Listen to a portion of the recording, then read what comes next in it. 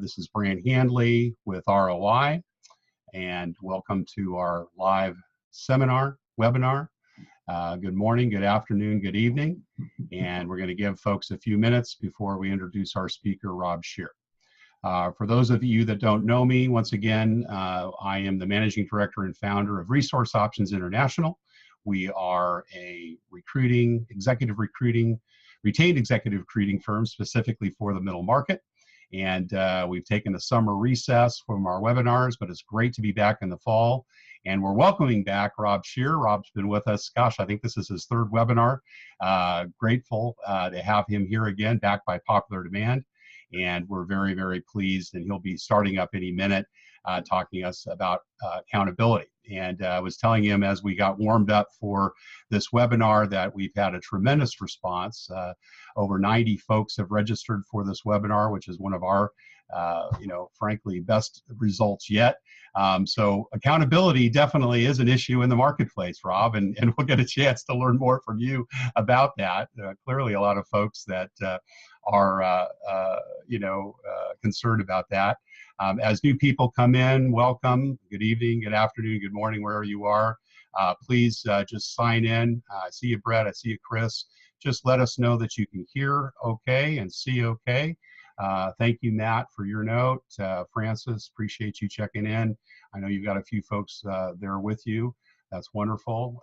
Michelle, thank you for letting us know. Shelley, again, please just put a note in the chat box. Let us know that you can hear us. So we're about ready to get started. And once again, this is our series of free live webinars that are building competencies for the mighty middle market. And today with us is Rob Sher. Rob is the founder and managing principal of CEO to CEO, a business roundtable, but also a consulting organization exclusively to middle market companies. Rob's the author of a couple of different books and has had tremendous experience, not just consulting in middle market companies, but also running one as well. And we had a chance to learn a little bit about that when we've had Rob here in the past. He's been in the art design business and ran that family business, if I'm not mistaken. Rob, you can tell us a little bit about that when we bring you up in the past. And so, not only has he had tremendous experience in consulting and working with CEOs, he's been one. And there's nothing like being in that market and being able to really understand what's going on, to be an expert and be able to advise. And Rob and I have worked on a number of different projects. We're very pleased to welcome him back. And I think without further ado, Rob, I'm ready to turn it over to you, and may I introduce to our audience here, Rob Sher from CEO to CEO. Rob, over to you. Thanks, Brandt. I really appreciate it. Excited to be here, and thanks to everyone for listening in. And so I'm getting a little bit of an echo there, Brandt. I don't know if that's something we can help, but I'm just gonna plow ahead. Accountability is such a big challenge, and I'm going to be completely honest here. This is the first time I'm delivering this presentation, so I'm actually very eager for feedback from everyone, because it's something that we think about a whole lot, because our work is helping CEOs and leaders get better results. And boy, one of the least favorite things is that part where you have to hold people accountable. And like you said, Brandt, ran a company for 23 years, and I didn't look forward to having to sit down with people and saying, hey, you're falling short, and we talked about this and it's not there, and it's easy to push it back. Yet as leaders, we have to get the results that we have to get. And so that's why this is just an area we keep thinking more and more deeply about. And so with that, I'm just gonna dive right in here and start rolling through the presentation. When we've seen problems, sometimes you get leaders who kind of look like this. They're like, hey, I think things are going fine, and kind of sitting back and not getting in front of folks and so on. When in fact, their teams look at it and say, yeah, it's not like that. We had problems, and we were trying to scale up, and we need to pick things up, and we have to be getting things accomplished. It's not okay that deadlines are slipping and time's slipping away. And in other cases, the boss is painfully aware that we need results, and they're working like this person right here, right, just sweating and working their heart off, and they're feeling like they're dragging their whole team along, and that's really frustrating. And no matter how hard they work, I don't care, work 20 hours a day, they're competing with other companies that have teams more like this, right, where everyone's driving in the same direction, and it's exhausting to be in that position. So sometimes there's a lack of acknowledgement of the importance of getting things done, and sometimes it's clear, but it's not widely held.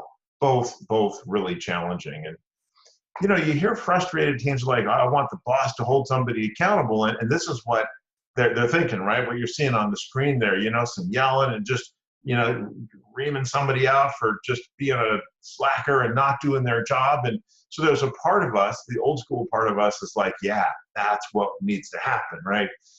But then there's the rest of us that says, that's not the path to great motivation and people being inspired and engagement and all those amazing things. That's not the accountability that we really want. We want what we used to think that got us, but not really the path to go in. And so, what we've seen out there is, two sort of common approaches. The first is where, the leader, and I'm looking at this top picture up here, right? The leader says, all right, I'm going to do better. I'm going to be tougher. I'm going to confront people a little bit more when I need to, and I can do it. I know how to be firm when I have to be, and kind of wind themselves up and just the try harder approach. And that is awesome. And it sometimes works for a little while, but the truth is that, we have to be consistent in how we either hold people accountable or how we get results over long periods of time. And so we've seen that doesn't always work as well as you might think, and that it fades because it's just it's a big challenge. So just trying harder isn't really enough. Another solution that we see used out there, and we've done this many times, is, well, we just need a better plan. We need more clarity. I thought they knew what were supposed to do, but maybe I wasn't clear enough. Let's really draw out a plan and make sure clear assignments are made and so on and so forth. It's a really powerful element. But we've seen even in some of those cases where, it was clear, but people still just kind of, didn't get it done, and deadlines slipped, and we still didn't really get what we thought we were going to get. And so while both of these are important, it's not the solution I'm going to be, putting out there and suggesting at this point. And so, a lot of us, when we think about, what this means, right? We say,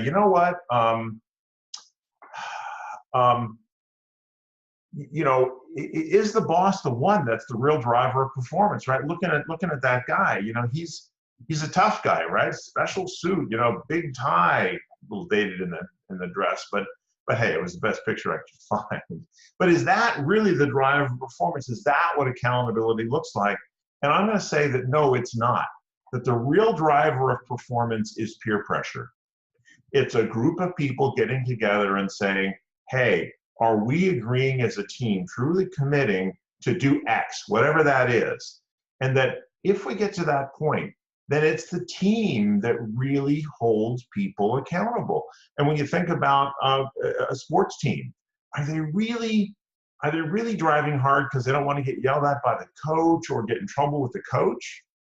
I agree. No, they're pulling hard because they're counting on every one of their team members, and they feel responsible to every one of their team members to do their part and to do it really, really well.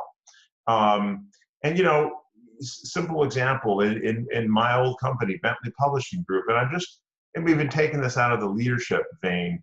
You get just regular employees. Think of the warehouse floor. We packed a lot of boxes, hundreds of orders every single day.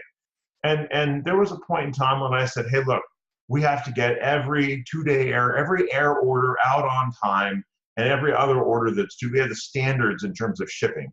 And I would lay that out there and say, okay, that's what we have to do. And that got one level of response, but there was also a lot of excuses at times and reasons why it didn't happen. But when we really pulled the whole team together and said, is this something we can do? Is this something we can really commit to? And the team thought through it and they said, well, if this and if that, if accounting releases the orders in time. And, they kind of really worked on it. And there was a point where they said, you know what, we can do it.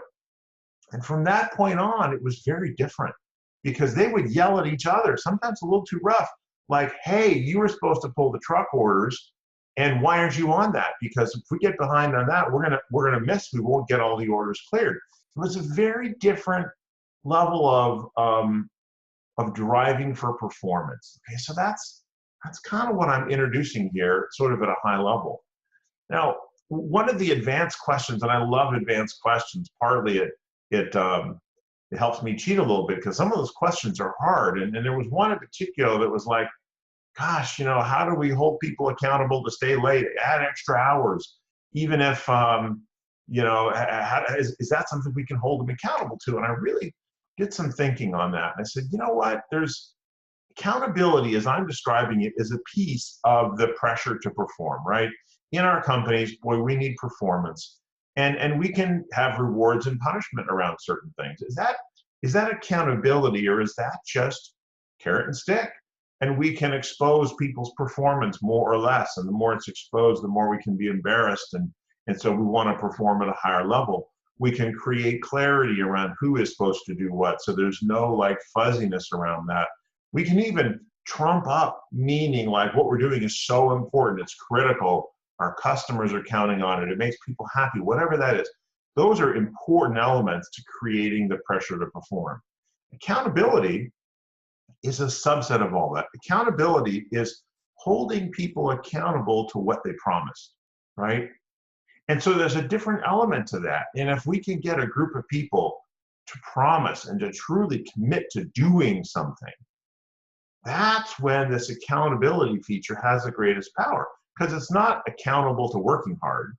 It's being accountable to delivering what we promised. And so we're going to dive into that a little bit, but I want to just create that distinction. There's many circumstances when it isn't that someone has promised to deliver something, that they've had that kind of buy-in. It's just where we said, we need this level of performance. We've hired you to do this. Here's the target, here's the benchmark. If you hit it, you get a carrot. If you don't, you get a stick. Go for it. And I think that's different. And I think that distinction is really, really important. I want to encourage everyone right now to ask questions. We got our chat box up. And so just as you go, I'm trying to monitor it. Brandt's going to do a better job of monitoring it than me because multitasking a little tricky. But as things pop up, throw it up there. If you've got a question or a challenge, put it up there. I like to mix it up as we go rather than, kind of just waiting until the very end. So Great, Rob. We actually have a question, and I wanted to interpose this at this stage, awesome. particularly as it relates to peer pressure. You mentioned a little bit earlier that, peer pressure is one of the ways in which, accountability can be executed well. But, peer pressure, and this is the question, kind of assumes that there's a level of trust, that there's a level of, camaraderie within that group. And what happens if that's not there? Or more importantly, how do you kind of get that peer pressure to work when you haven't yet developed that trust or haven't yet developed that level of mutual respect? Right. So the answer to that is you don't. And that leads exactly into my next slide. You can't just go up there and expect to get the extra power that comes from an accountable team if you skip the process that we're going to outline right here. And I wish there was a shortcut, and I'm sure some of our listeners are like, wow, I need this now. I need more thrust now for the business. And that's not necessarily possible. There are many things you can do, push up rewards and so on, but developing a truly committed and accountable team takes a little bit of pre-work. And so I'm going to forge ahead, but Brandt, if I escape that question properly, throw it back at me as we get moving, okay? Thank you.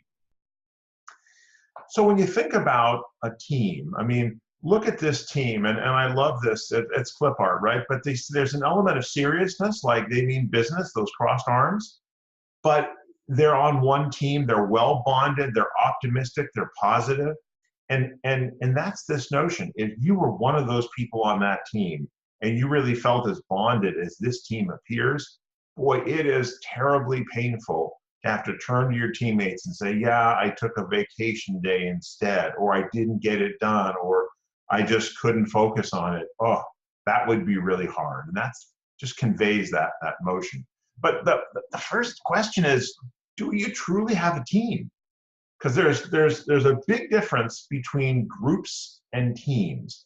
And I look up here and I say, okay, these people down there, they're a group of people, but we don't know that they really fit that definition of a team. And I look at this graphic up above. Okay, they're facing each other, they're interacting. One feels much more like a team, and it's easy to mistake a group of people, even a management team, that is more group than team. And I've seen many clients where, yes, there's 7 direct reports to the CEO, but they all kind of are doing their own thing, and they don't meet often. They don't depend on each other. They don't really see it as a common goal. The head of sales, I mean, their goal is to just ring the bell and sell a bunch of stuff.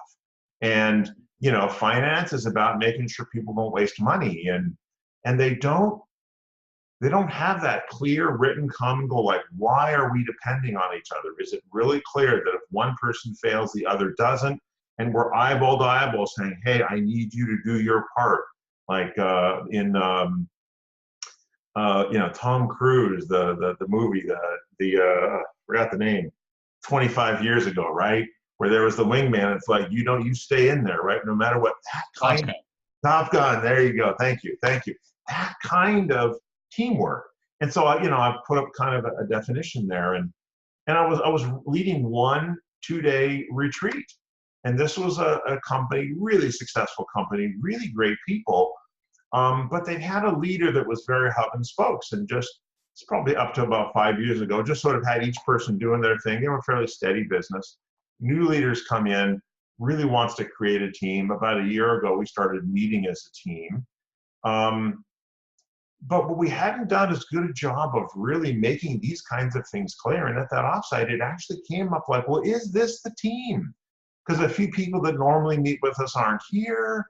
Are they the team or not? And what's the project? You know, some people had various projects. Is there a project? And it was a big aha for me and for the group to say, we need to be clearer about that, to say, yes, we truly are a team. Here's what we're building.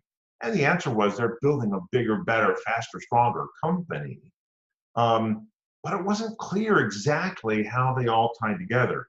So really, really important point here. Just because people work side by side doesn't mean they think of themselves as a team, and they've really clearly defined these things as well as they should have.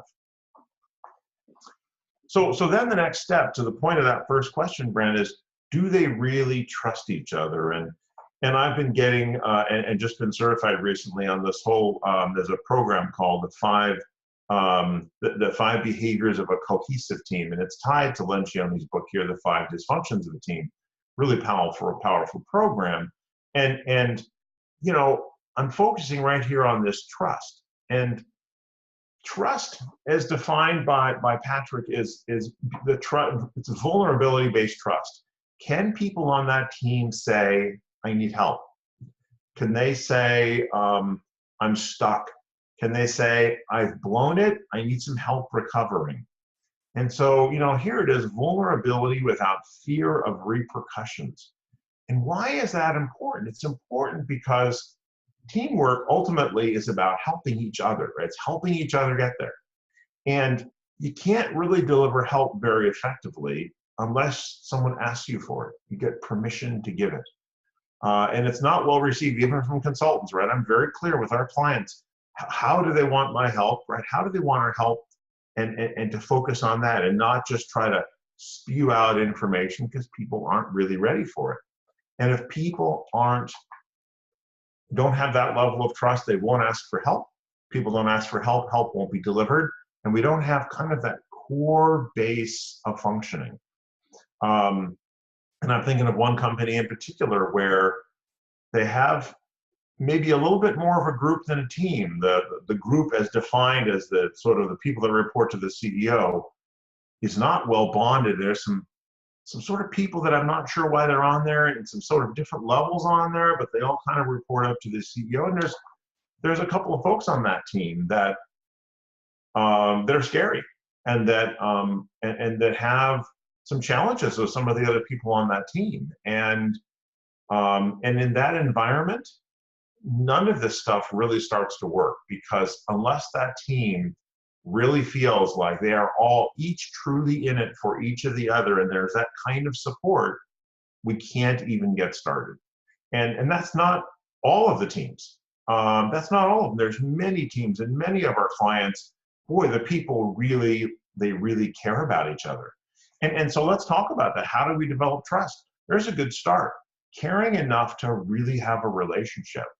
And some teams are good, but many don't know enough about the other people as human beings. What are their challenges? What are their facings? One of the exercises we do when we bring teams together is to get a little practice on this, to say, you know what, share something from your childhood that was a challenge. So we're not starting with, like, right now, share a current personal challenge. That's kind of scary. It's advanced work, right? But hey, so when you were 10, what was a challenge, right? I got bullied, and I had some challenges, and I shared that with this group, right? And they were like, wow, never really realized it. And it was amazing as we went around the room, some of the really deep personal stuff that people shared when it was kind of a safe setting. And everyone through that, you could just feel the emotion in the room. We're like, wow, I care about that person. And wow, what they went through. And some of the things that people shared gave immediate insights to why they were maybe a little less trusting, or why certain things seemed to rub them the wrong way. I mean, you could see people on this team connecting in their head, like, aha, I get it. And so that's just one little example of taking that time. And so it's about building those relationships. It's about being increasingly vulnerable, slowly, step by step, and seeing what you get back is caring and appreciation, and not someone who says, aha, I just learned something about someone, and they come back and they bite. And honestly, one of those people, just one of those people on a team that does that every now and then, can destroy all of this kind of trust that we're talking about here. So it's important that teams, as they bond, create that minimum standard and say, look, if someone in there isn't going to play ball in this way and develop this kind of trust, they can't stay on the team long term. And that ultimately rolls up to the boss, that the leader has to form teams that are really committed to this. Otherwise, it keeps breaking down over and over again. Quick comment and a question, Rob. Yes. Great stuff. I was actually introduced to Lencioni's book by a candidate, believe it or not. I was working on a chief marketing officer search about 2-3 years ago, and you ever hear about this? I had never heard about it. Wonderful book, and for those of you that aren't familiar with Patrick Lencioni's work, it's a short read. It's literally an afternoon, and there are some amazing things in there. And so I'm very glad to see you incorporating that. So that's the comment. The question I have is, this came from one of our attendees. CYA, right? Cover your ass. I mean, it's something, unfortunately, that happens so often in organizations. And again, it can truly be a blocker to trust. How do you kind of, again, create an environment where, that type of behavior doesn't happen, because clearly that stands in the way of building accountability? So it does. And, one person starts to say, I'm not helping everyone on the team. Hey, you got to take care of number one first. One person starts to have that attitude, cover up, protect. Guess what? The other person's like, well, Rob's not looking out for me. Exactly. I better do the same thing. So, it starts first with a team coming together and really addressing this. And, one of the things we use, there's an assessment, this 5 behaviors has an amazing assessment where it asks the team members how they interact with each other. It's all anonymous, like a 360, but it's not about the people, it's about the connections between team members. And you have to bring a team together and say, hey, here's how we're doing, poor, medium, maybe good. This is the way we want to work. Are we all on board with it? Are we all willing to go that direction? So first of it has to be, Brandt, some education around what we're trying to do. And teams can understand this. It's not that complicated to understand. So we lay it out and we say, this is the way we want to roll. And then as we start to move forward, as people deviate from that and they don't show that they deserve that level of trust, they're not willing to go through this triangle, which we're not going to go through in its entirety today, then a decision has to get made. Are they on the right team? And many times they make that decision to exit. But so that's the process of rolling it through. And then at some point, people either decide to get on the bus and drive that way, or they should exit. Good, thank you. You're welcome. So rolling on, if we have trust and if it's well developed, then we can start to have constructive conflict. And it's kind of funny, right? Because you think, well, conflict, is that going to make us trust each other more? But conflict is a broad term, and I've called it constructive conflict. And I want to go in and kind of dig into that a little bit. Oftentimes, and I see this probably more than any other times, instead of getting discussion, debate, conflict around the table, we get silence. And sometimes it's because people don't know enough about what they're talking about. They're still thinking, I'm here because I'm running my department. They're not thinking they're at the C-suite table because I'm helping the company get there. I'm helping the team. I'm just doing my job. And so they don't think about IT issues. They don't think about finance issues if they're in a different department. They're thinking about themselves. But sometimes it's just, it's a little bit scary, or they're just bored. But silence rarely gets everyone around the table to commit to something. And if they're silent, it doesn't mean agreement. It means lack of engagement. It could be resistance, but they just aren't willing to speak. They're afraid to speak, or it's just more trouble than it's worth. And this is a really important topic.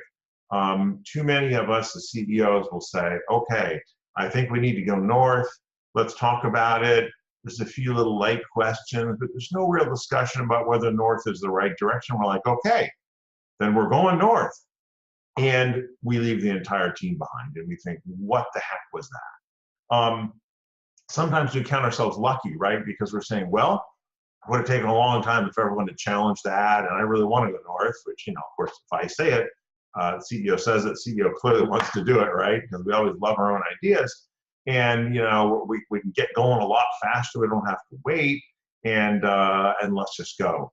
But it really doesn't work, right? It doesn't get the level of commitment that's required if the project requires a team. And at mid-sized businesses, it requires teams all driving to get there.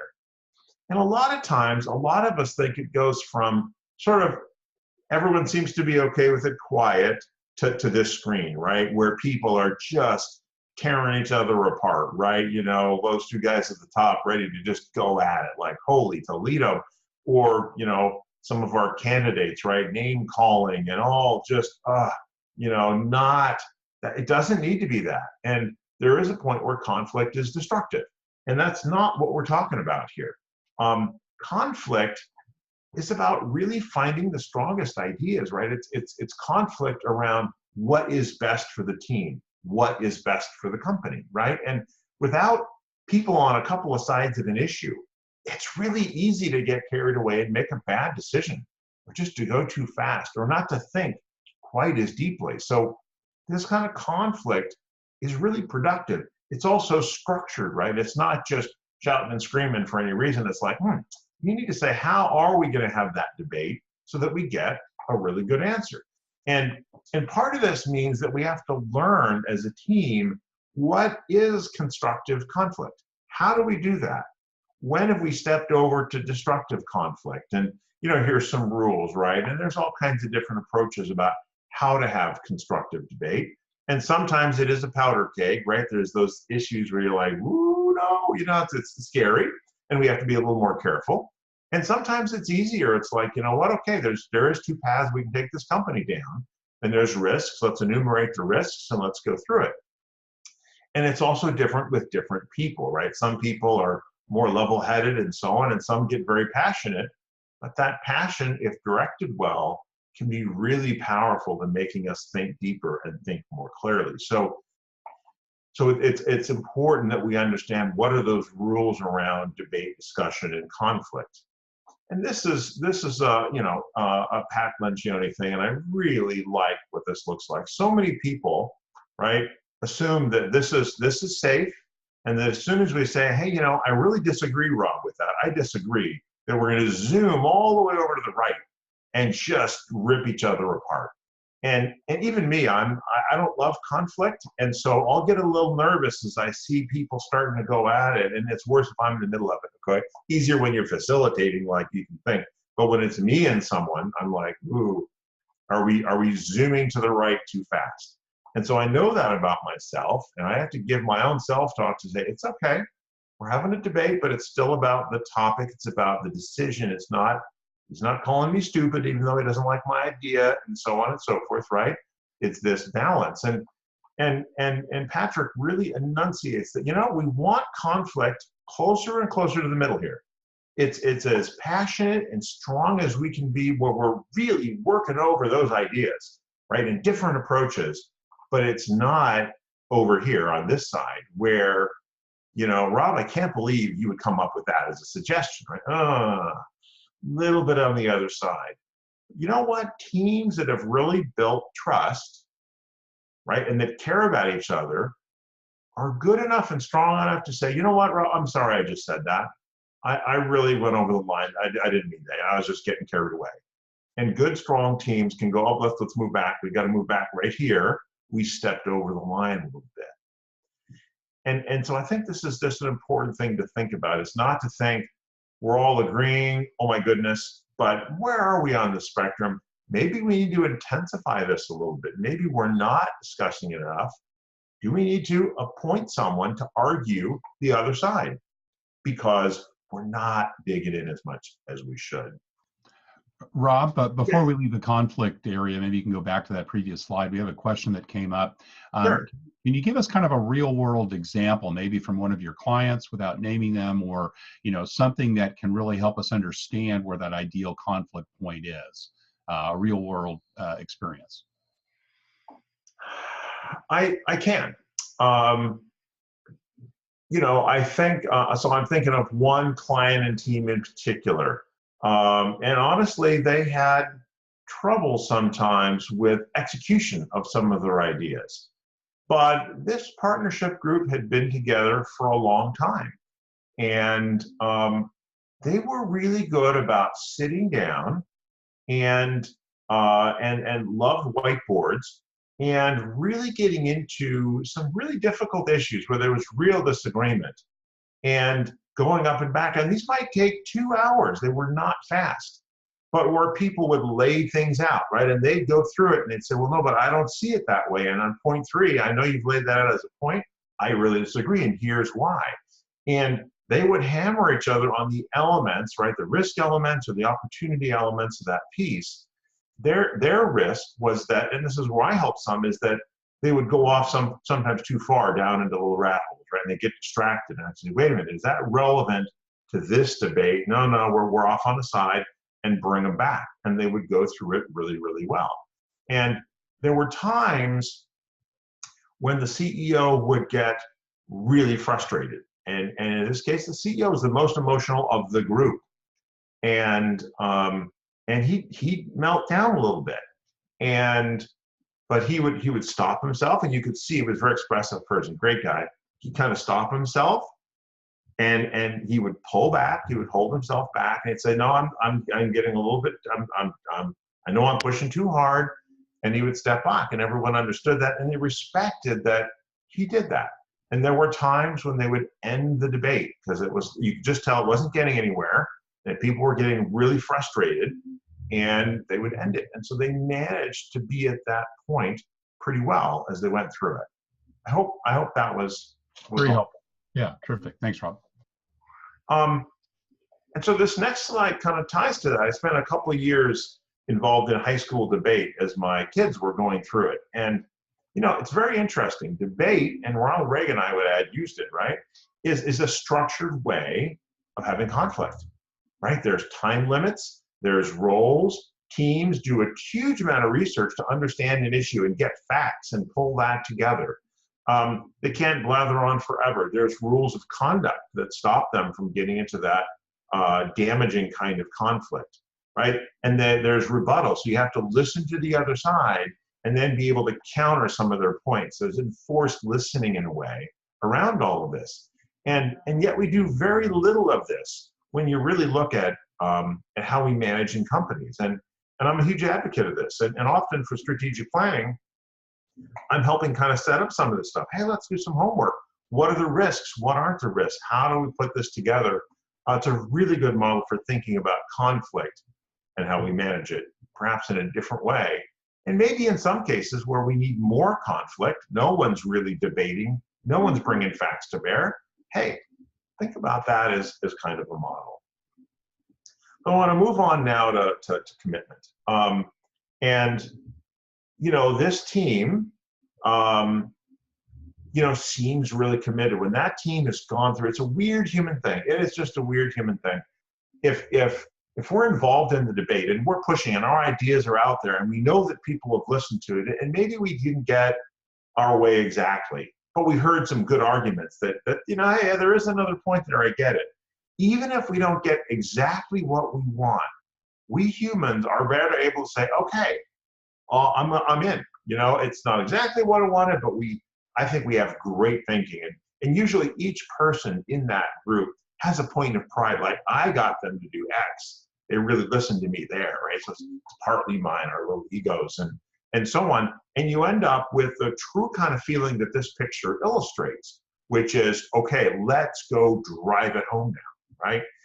And you just can't get there unless there's been a little emotional push and shove and a little bit of passion in it. You don't get to that same point. This is true buy-in.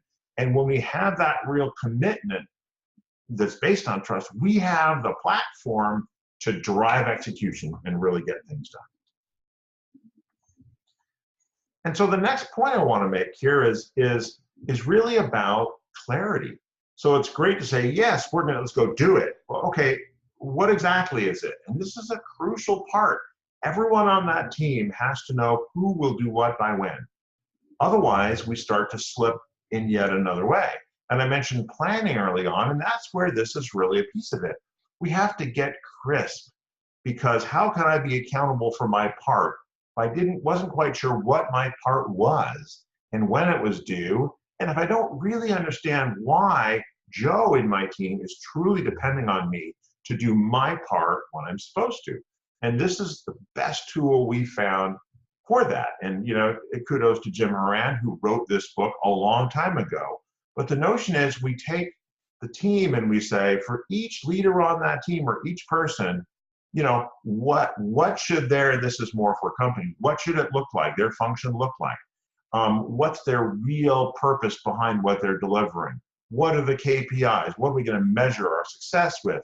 How are we going to get there? And what are the chunks of work or the projects that we really have to get done?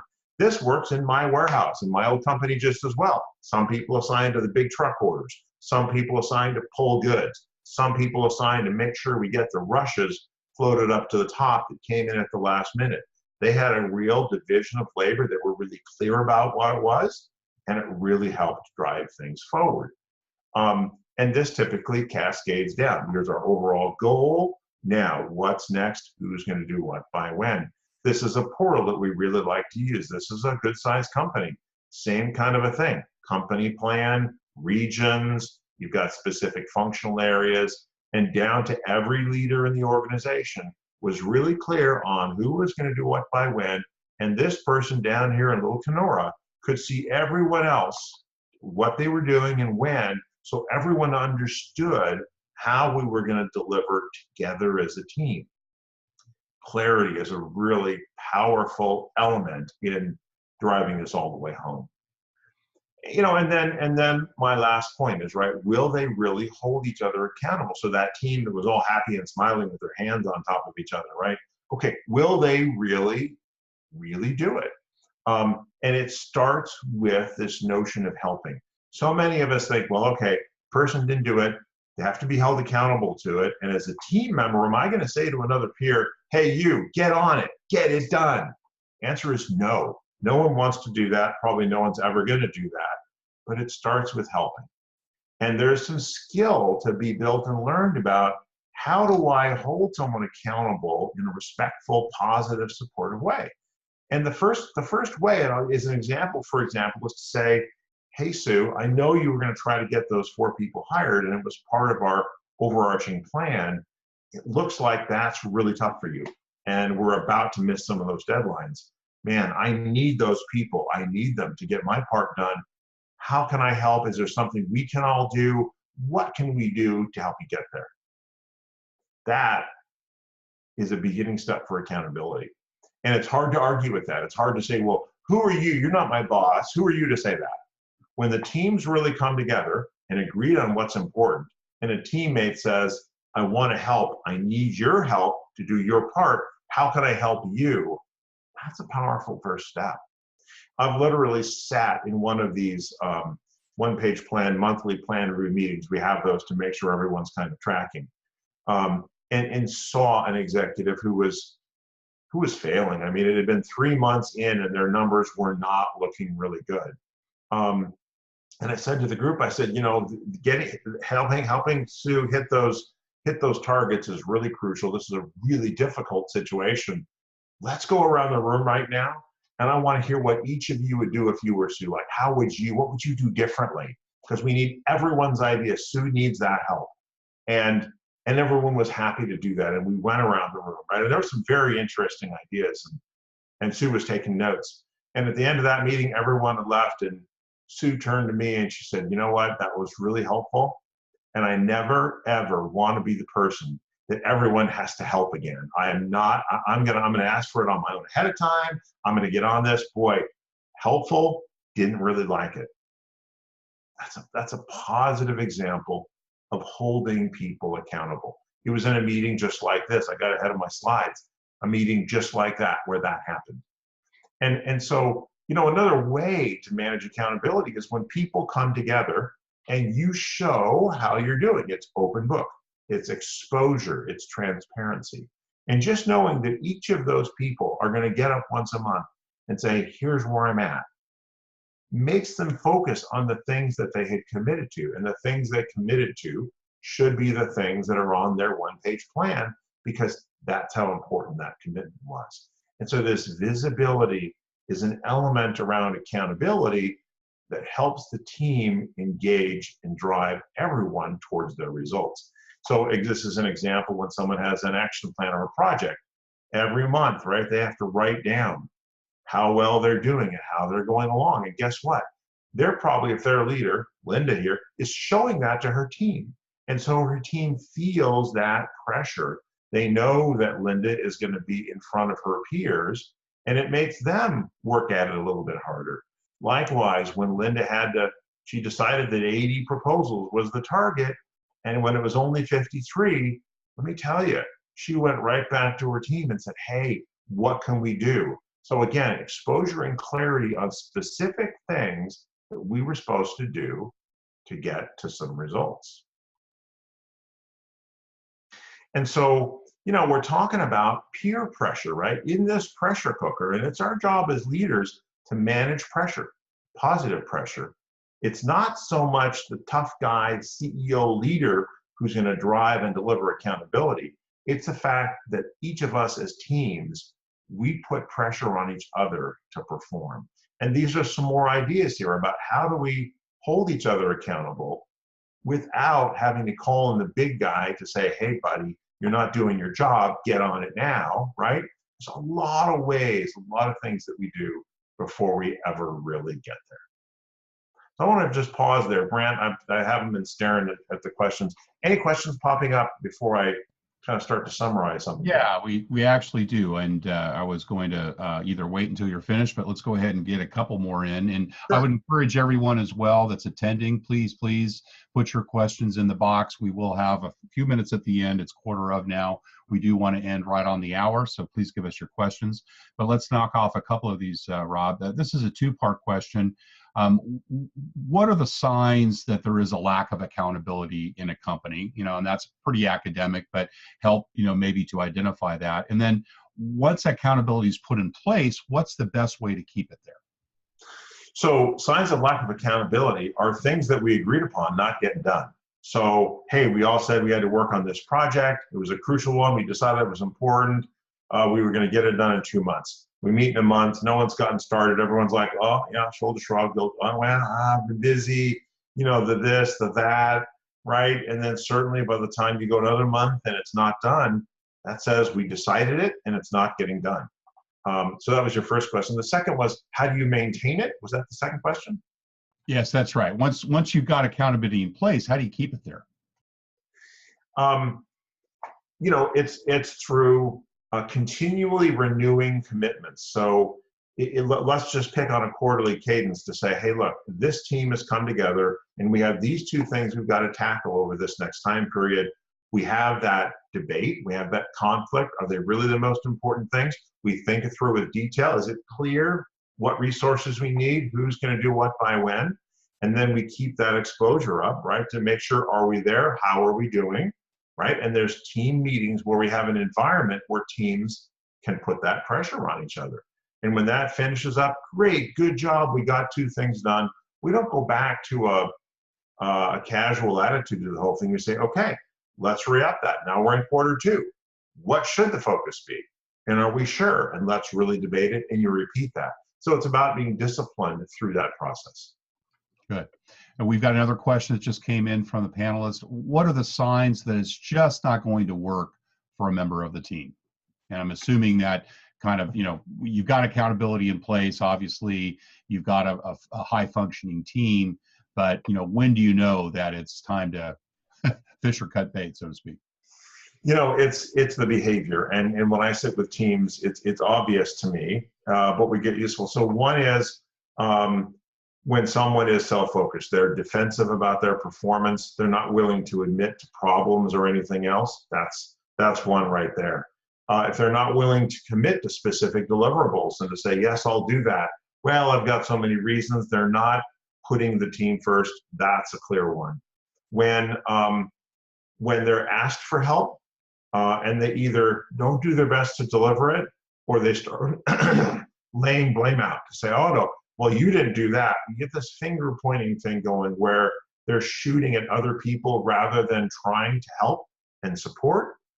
You know, when that happens too early on or frequently, to me, those are some of the most blatant signs that this person doesn't get it. And it doesn't mean that we don't at some point have to say, we've tried to help this person, we've tried to come around them, and they're not delivering. There are people that just can't deliver. And there are some people who try so hard and their heart's in the right place and they can't deliver. But we're going to see that over time because they keep missing their agreed upon committed deadlines. So that's how I'd answer that. Good. All right. I checked with the panelists. He'll come back if we, or the attendee come back if we've got a follow-up on that. A couple more questions. How can you hold people accountable who are just not jumping in to help another project team? You know, keep them from thinking, this isn't my project, you know, I'm just helping, you know, kind of the not invented here approach. You know, I think that we have to start with maybe less casualness. If we have a team, there's a team, and someone from outside volunteers to help, okay, well, that's great, that's nice. They're not committed, they're not accountable to helping the team because they're not on the team yet, unless we say, hey, we need some help. And it's not just a nice thing, but we need your commitment that you're going to do this piece. Because if you're going to help us, it's got to be this piece, and it takes 2 months to get it done. And what I would do is take a little bit more time up front to say, are you sure you can do that? Are you committed to the whole thing, or are you just going to help an hour now and an hour then and then bug out when you want to go do something else? So it's being a little bit more careful about explaining what that is. And they may not be able to do that. They may say, look, I can't be a committed part of your team. I can give you 2 hours, and that's that. But it's that bargain up front and having maybe a little bit of conflict around that until they buy in and they say, yes, I'm in, or no, I'm not. From your description, Brandt, it sounds like it's very casual and they're just offering to lend a hand. They're not actually committing to the result. Good. I know we've got about 10 minutes left, Rob, so I'll maybe let you finish up your slides. We do have a couple more questions. Awesome. Why don't you go ahead and wrap that up, and then we'll handle the questions after that. Terrific. So I want to speak to this case. Sometimes the boss just doesn't get it, right? They just They just want to tell people what to do. They're not willing to have the debate. Maybe they don't want the conflict, and they just want people to do stuff. And so if I'm on that team and I want to get this higher level of commitment and accountability, what can I really do? And so here's a couple of ideas. One is, if you're leading a team, there's no reason that you can't start with your own team to say, look, what are we going to do in finance? What are we going to do in operations? And start at that level. And maybe as you develop that, and that starts to set an example of accomplishing things and getting results, that others will notice that.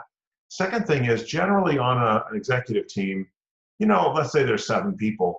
There could be 3 or 4 that really would love to work this way, that love to team and partner and commit to things. And so I'd say, try and find some projects that team is the team. You don't need the person from finance who's not this way, or the person from engineering, and start to build some of this within that sub-team. That can be really powerful. It can start to show, people will start to notice, and it's some measurability. It's not perfect, it doesn't get you all the way there, but those are a couple of avenues that can help a company get better without solving the whole thing. And I think that's a really important point.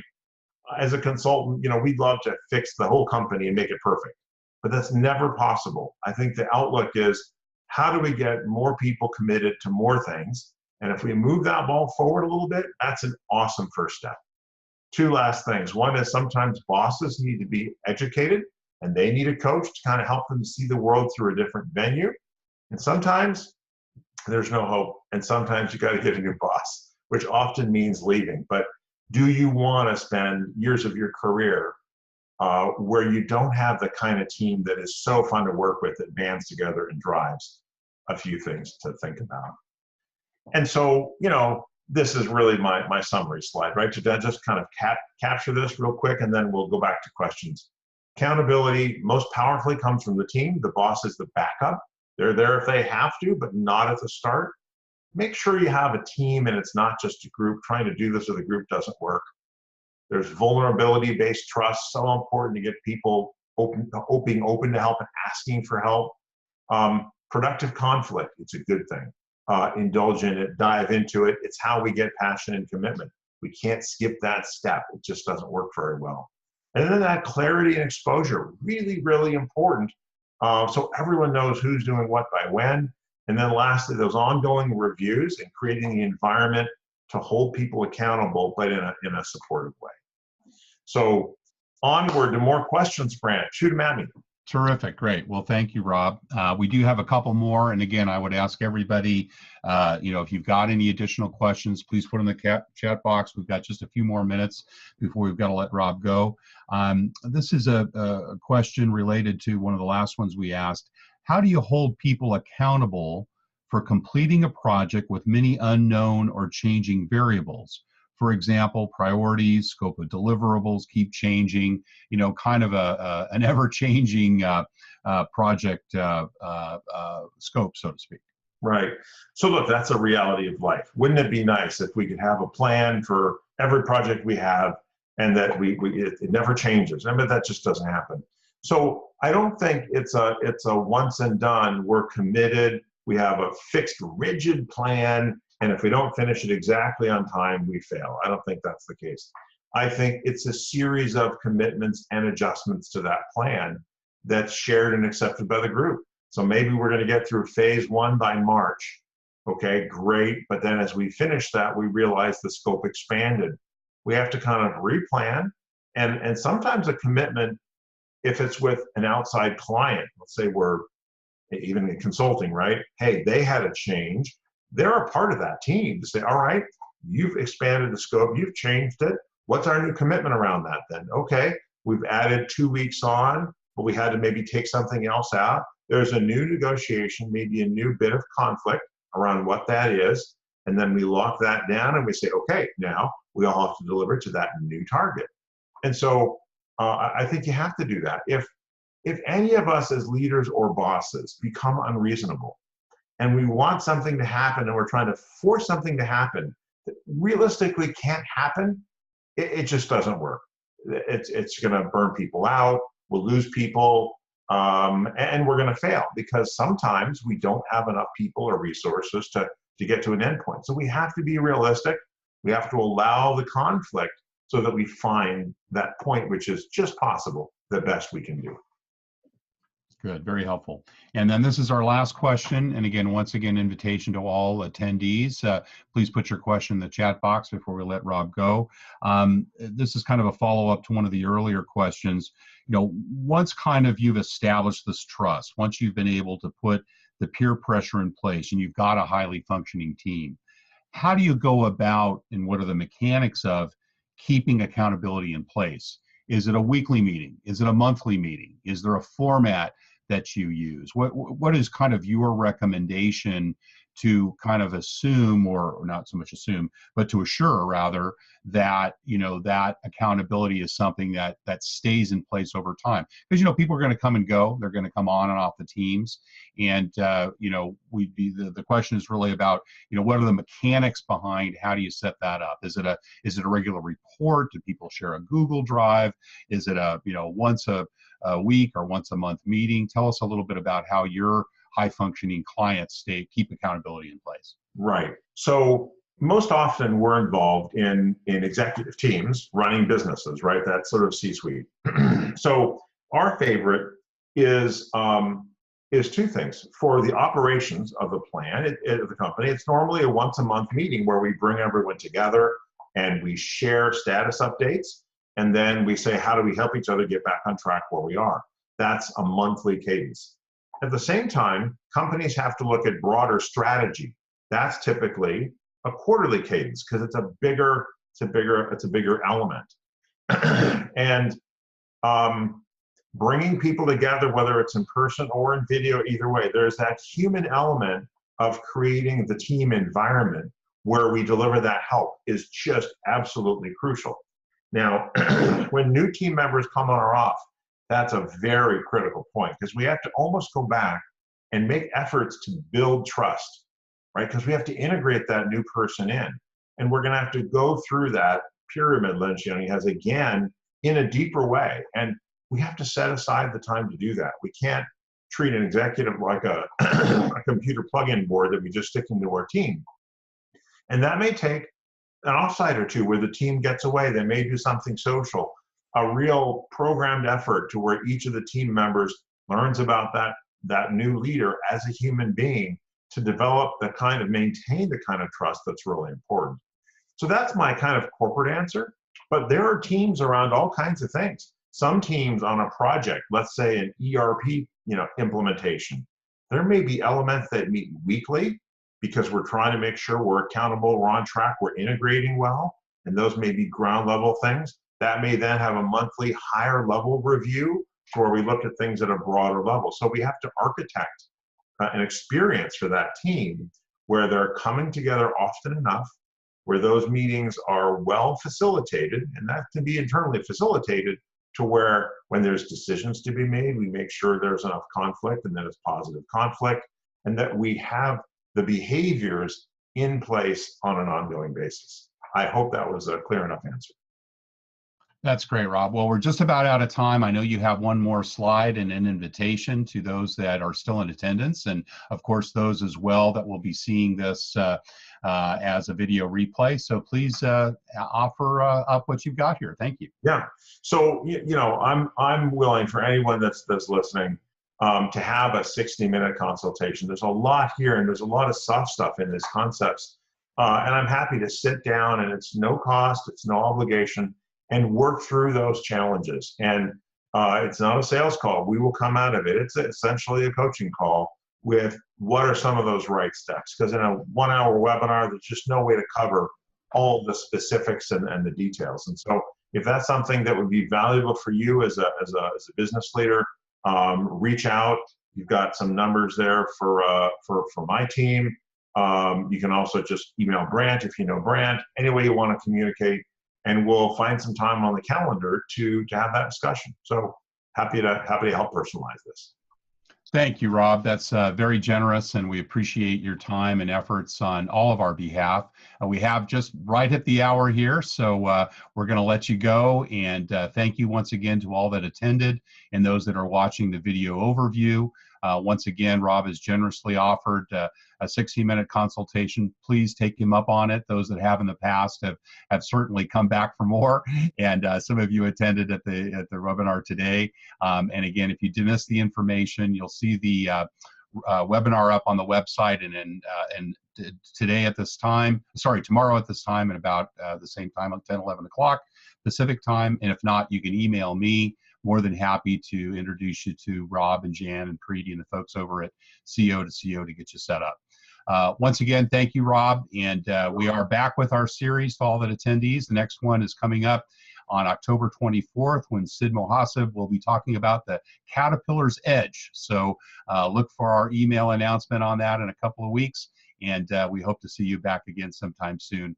Once again, thank you, Rob. We appreciate you joining us again today.